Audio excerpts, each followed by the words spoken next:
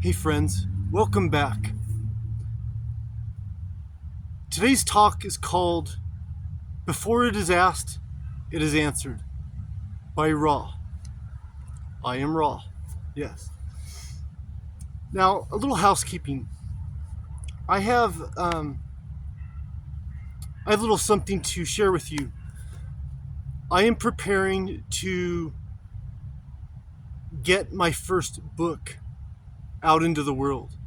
It is a book that has been in the works for many years.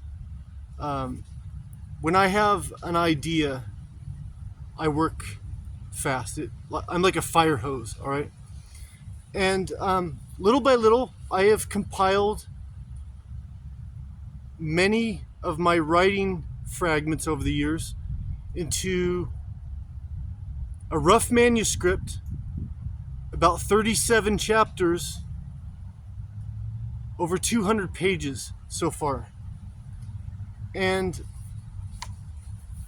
I thought to myself recently, this has been sitting on the shelf amongst all my other projects that I got going on because, I'm ever juggling my creative projects.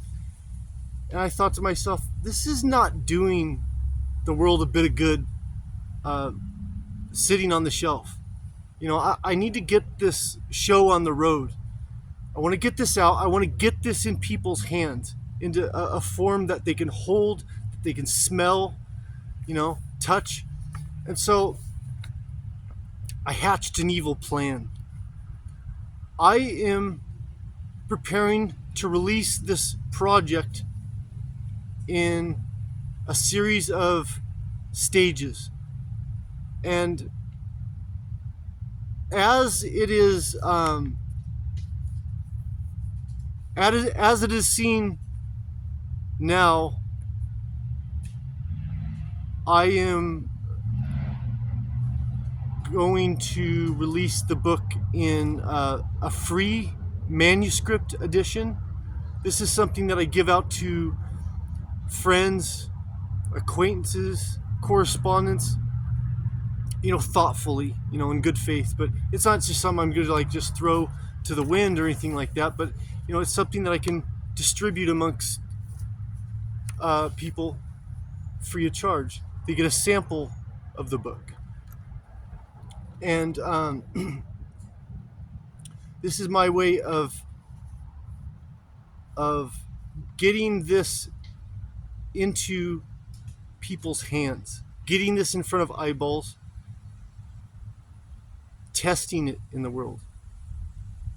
I'm all about testing and being a scientist. It doesn't matter what you're doing. Be your own scientist about it. Be sensible, but there's nothing wrong with testing things out. And then the second part is the full book itself. By the way, it's called Look Again. This is a working cover and title I have for it. So there'll be, this is called Manuscript Sample Version 1B.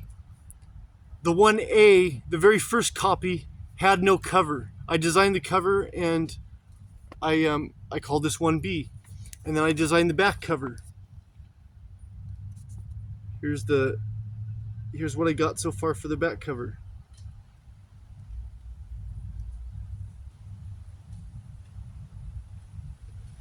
And this is simply a sample, right?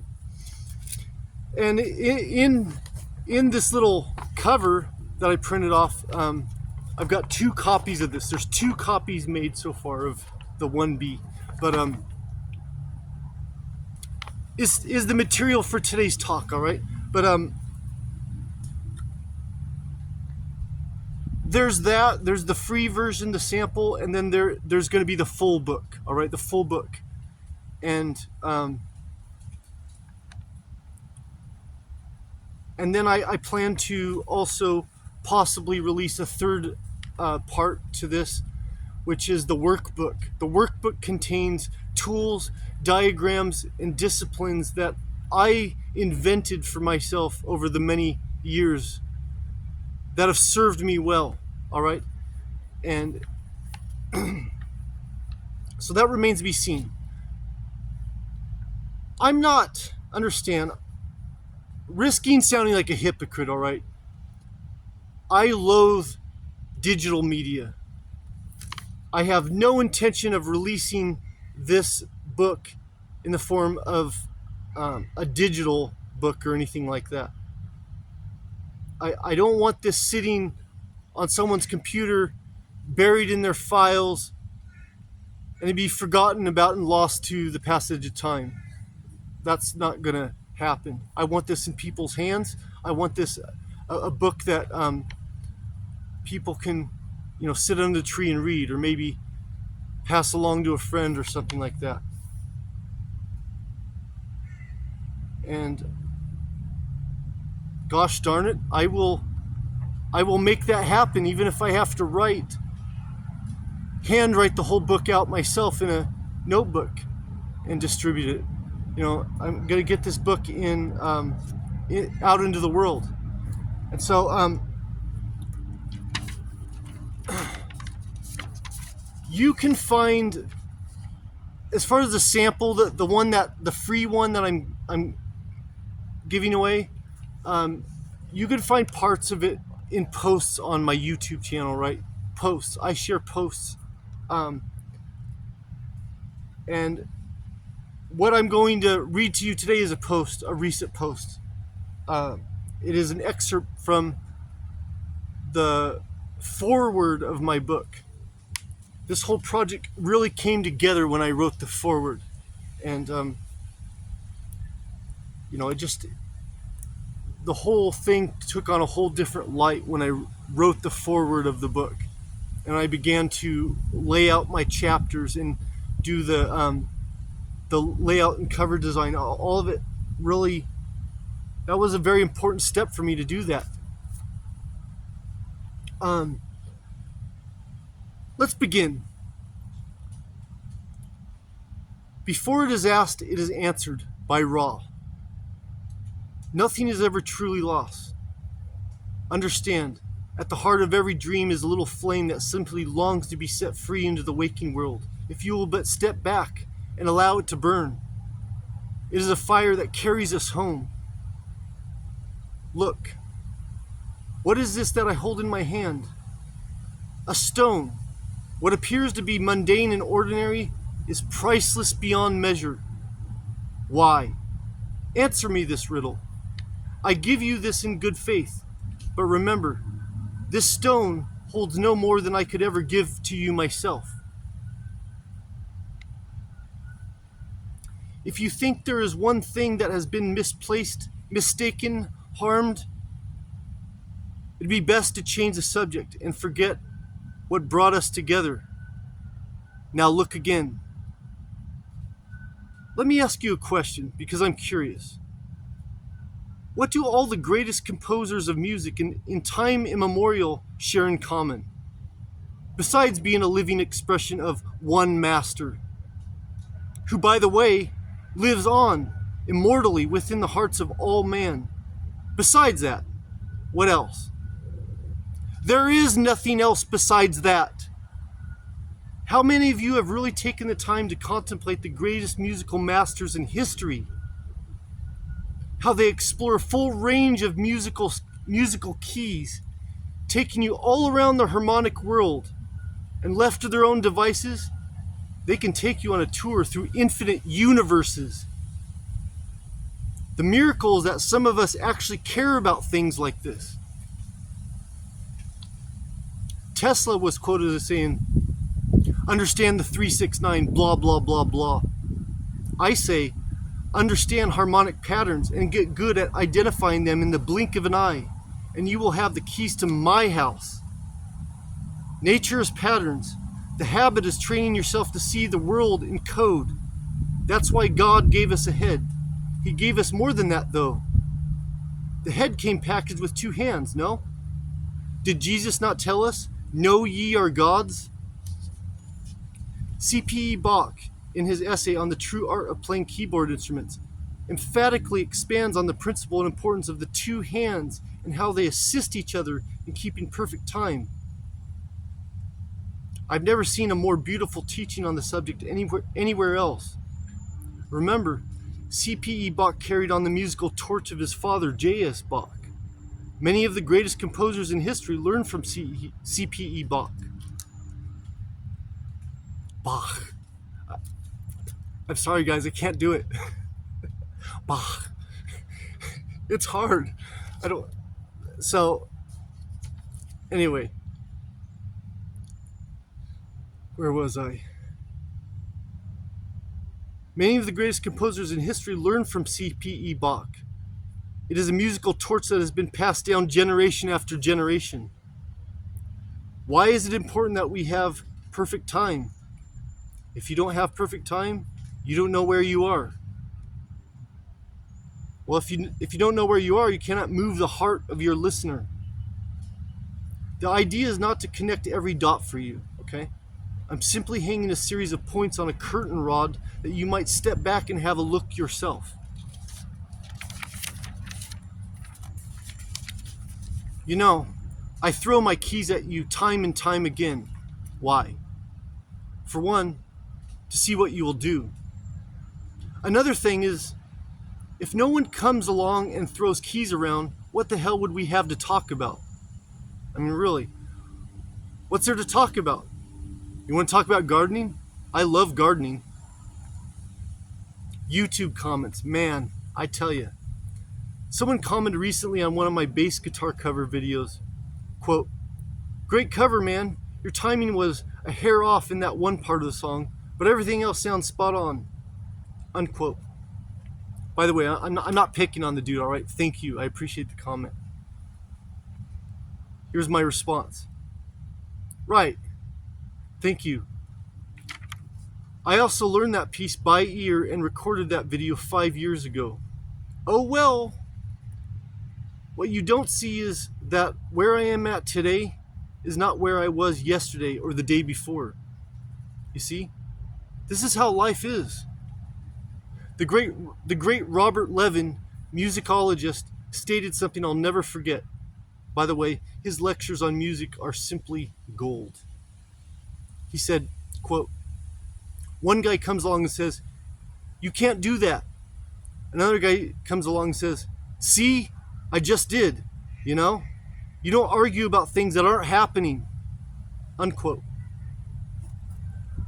I probably butchered that quote, forgive me. If there's anything the gym taught me, it is this. There's always the next guy that can lift more, appear stronger. Is that why they put mirrors in places like that? Ah, but some of us do not need to look into a mirror to know what we are capable of. What the gym taught me is that everything's a muscle that can be trained and developed. The human imagination is no exception. In fact, it is everything. God is closer to you than anything you could possibly imagine. That news might come as a disappointment to those looking for an old man with a beard sitting in the sky drinking a beer, laughing at our human nonsense. I can't help those ones. I don't know. Maybe someone somewhere imagined God as a tall, strong, handsome gentleman in the sky, plays bass guitar, possesses superb musical taste, an infinite supply of the best pipe tobacco, every beautiful, amazing pipe that could possibly ever exist to smoke it with, infinite supply of the best assortment of IPA, that's India Pale Ale, never gets hangovers, endless beautiful women, creating universes, and just having the best freaking time imaginable. I don't know who could there be that imagines God like that. I suppose one cannot underestimate the power of man when man creates God in his own image. The sky is the limit. It's not the truth shall set you free. The right expression of that idea is the truth shall make you free. When you find the truth of principle, don't run off. Stay right with it. There is only principle. It makes no difference what you think about it. It is. Perfection is not something we create. Perfection is principle, omnipresent, omniscient, and eternally now. If you look If you look to the without for truth, you'll never find it there. Only by looking within yourself will you find the truth. Just as Jesus said, "Before ye have asked, I have answered, and while ye yet speak, and while ye are yet speaking, I have heard." Yes? Let me ask you a question. Just what state of conscious awareness must one possess that statement ring true? Whatsoever you think of, God has heard and is ever right within you. The moment you express a definite thought with definite word, it is so, and it belongs to you. Excuse me, I gotta get a drink of water. My throat gets irritated when I speak.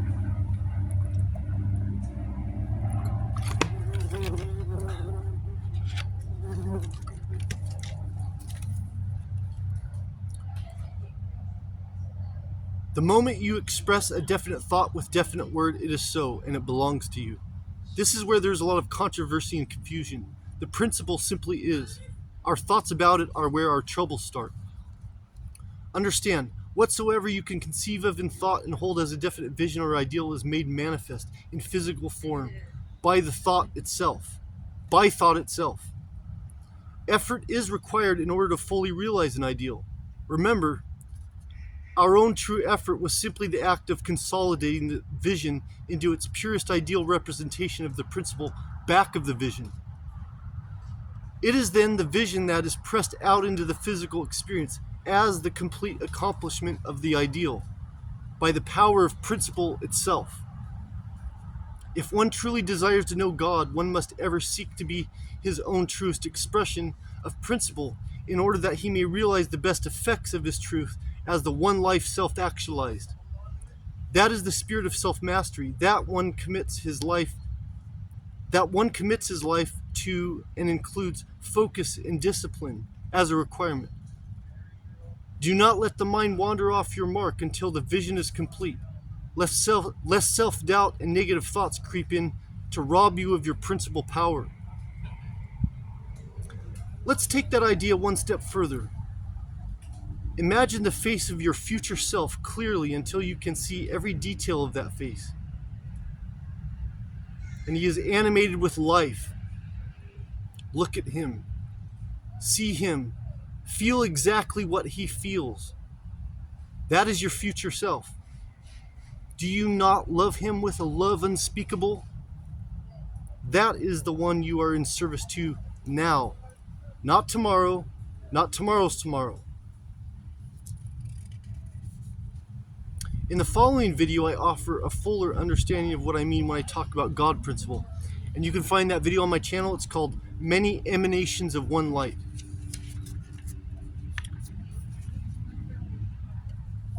Notice there's no New Age jargon nonsense with me. I'll have none of it. More disappointment for some. Look, I speak English for my people who live on planet Earth. I didn't write this for starseed angel wing from some other galaxy far away. I wrote this that anyone walking into a gas station should be able to understand. Not necessarily like it, but this is not a mission to sell a belief in anything but you. Remember, no one's going anywhere. When all is said and done, we still have to face the annoying coworker, the boss at work, the frenemies, normal average people, and profoundly stupid people.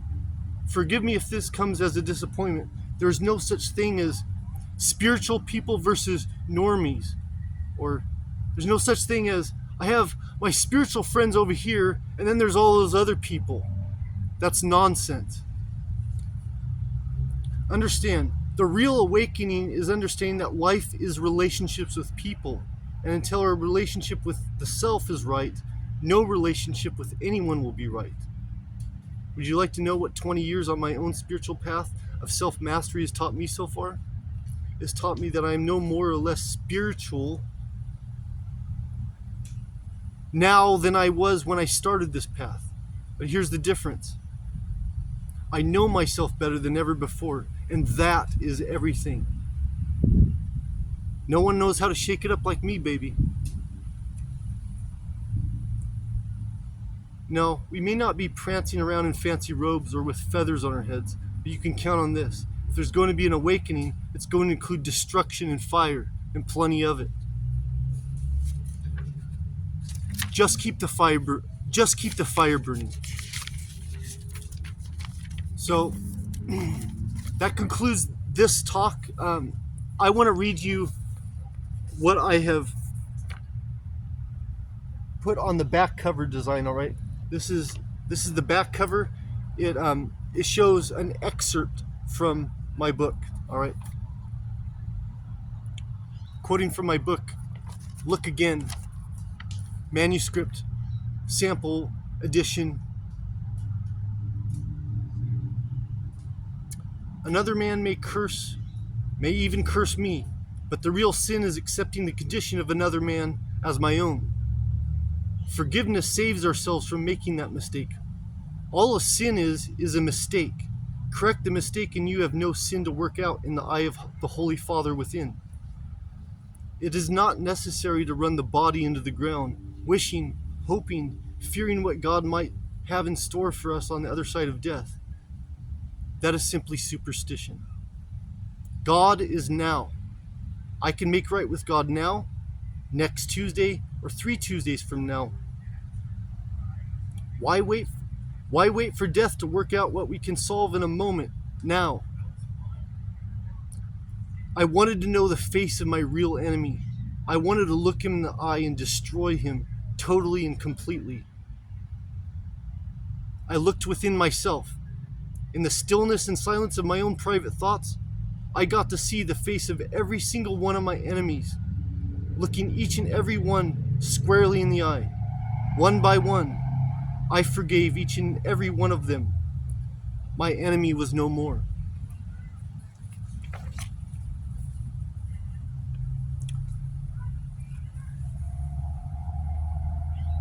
That was a mouthful. That was a mouthful. Thanks for watching.